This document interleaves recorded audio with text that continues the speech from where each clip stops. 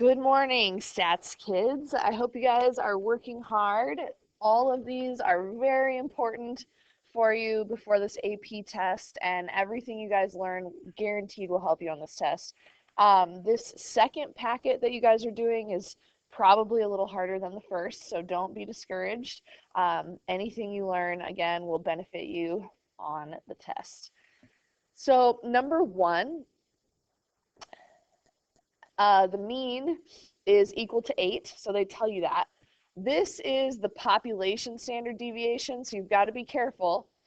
That's population standard deviation. They're taking a whole bunch of ordered triples. So your sample size is 3. They're going to take like this, this, and this, right? Every time. They're going to find a mean and a standard deviation.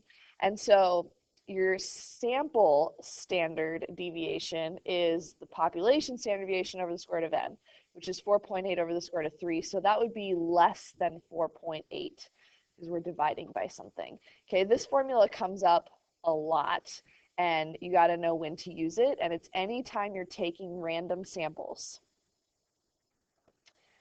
Okay, number 2. All of the above, none of them use randomization, none of them use control, none of them uses blinding, and so you can't have cause and effect, so it is E. Number 3, so first you want to calculate the range, so this one is 97 minus 21, which is 76, and over here would be 90 minus 15, remember these read in the opposite direction, which is 75. So our range increases from 1993 to 1998.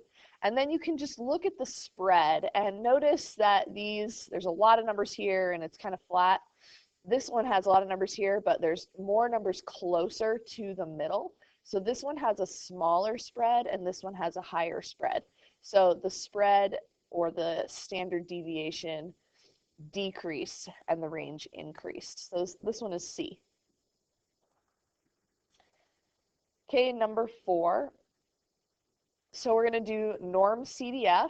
We want to know between 80 and 90 days. So my lower bound is 80. My upper bound is 90. Mean is 83, which they tell you right here, an average of 83. And then, again, they give you some different information. See if you can remember some things. So the variance is 386. That's sigma squared. If they give you the variance, you can find the standard deviation, which is 19.65. This is the population standard deviation. Then we take a random sample of 40 new homes. So you have to use that formula we just talked about, sigma over the square root of n, so 19.65 over the square root of 40, for your standard deviation of your sampling distribution. And you get E. Okay, number 5. So first we got to read this part. What is the probability that its resistance is greater than 188 ohms? And suppose a randomly chosen resistor has a resistance under 194. So this is what we know. That's the given part. And this is what you're finding the probability of. So your statement should look like this. What's the probability its resistance is greater than 188, given we know that it's less than 194. This is on your formula sheet on the AP exam. All right, so it's the probability of greater than 188 and less than 194 at the same time, divided by the probability of the second thing, less than 194. All right, so we're going to do 2 norm CDFs. They tell us that they're normally distributed. So in the top norm CDF, if we want both of these to be true, greater than 188 and less than 194, then we're going from 188 to 194. Okay, we have a mean of 200 and a standard deviation of 5. And then in the denominator, we just want less than 194. So your lower bound's negative, a big number, upper bound's 194, same mean, same standard deviation, and divide those numbers and you get D.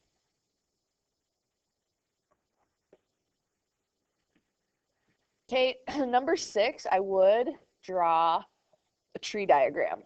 All right, so 4% of the population has a certain disease, which means that 96 do not have. All right, a laboratory blood test gives. All right, so of those 4% who have it, 95% get a positive reading, as they should. Okay, so 95% positive, that means 5% get a negative reading. And of the people who have the disease, and then we also get 5% of a positive rating for the people who don't have it. So don't have 5% positive, 95% negative.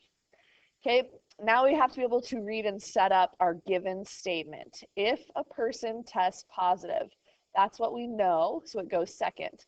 What is the probability the person has the disease? That goes first. All right, so probability has given that we know it's positive. So again, this formula is on the exam, has and positive over the probability of positive. So in the top, we multiply has times positive. That goes here. And in the denominator is all the ways to positive. So this times this plus this times this. So that's a 0.96 times a 0.09 or a 0.05. Plug that in and you get C. Okay, number 7. So you guys, you can never use a census. Remember, a census is taking everyone in the population. Seems like it'd be a good idea, but it's not.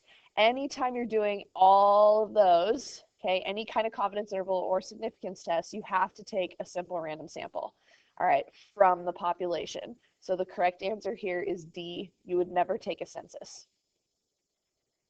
Okay, number 8 is C. So there's 8% who scored in between. Remember, we don't really know how the points are scored or how the percents are. But we do know there's 8% of the people who took the test in between. So this is a placement. These people, if you're in the 64th percentile, you scored higher than 64% of the other people. All right, which of the following is true? This one is E. So anytime you're talking about stratifying, make sure you're always talking about sampling. And anytime you're talking about blocking, that you're talking about experiments, all right? And that you are grouping people alike when you do that. Number 10. So for this one, we've got means. And so your formula for your standard deviation for a bunch of samples for means is sigma over the square root of n. And so what happens as you increase your sample size? You decrease your standard deviation because you're dividing by n. And so we can say something about the spread and our sample size here. So E, the sample size in A is greater than in B because in A, your spread is a lot closer together here than B. All right, number 11. So the only formula on the exam is what I have written in green. The statistic plus or minus the critical value times the standard deviation of the statistic. So the statistic here, we're doing means in this problem. And so this is your average. They picked the same number on all of those. Then the next one's your critical value. So if you're doing means, you need to use inverse T. Proportions would be inverse Z.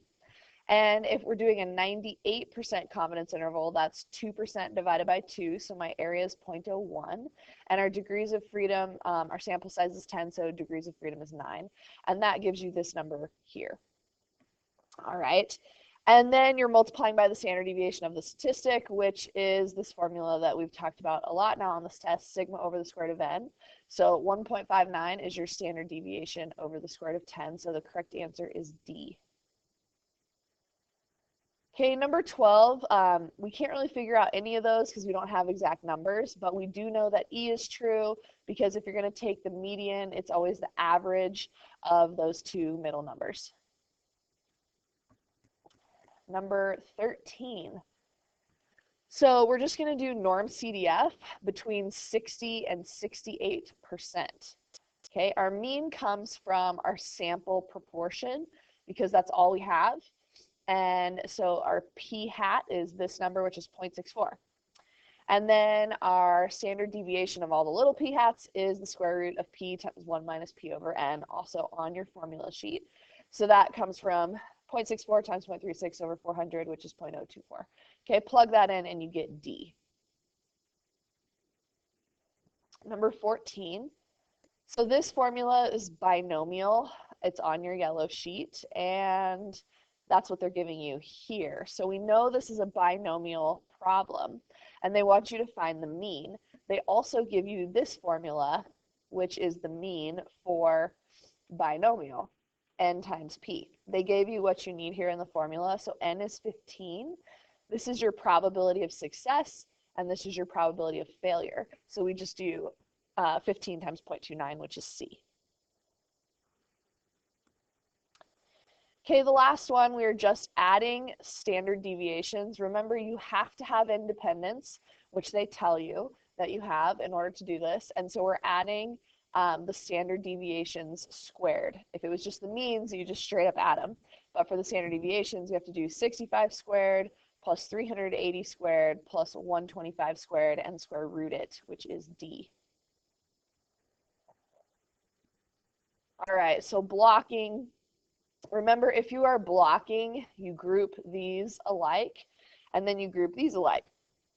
And you make sure that 2 of these you randomly assign to vegetation A and 2 of them to vegetation B. And same thing here. So 2 of these get A and 2 of these get B.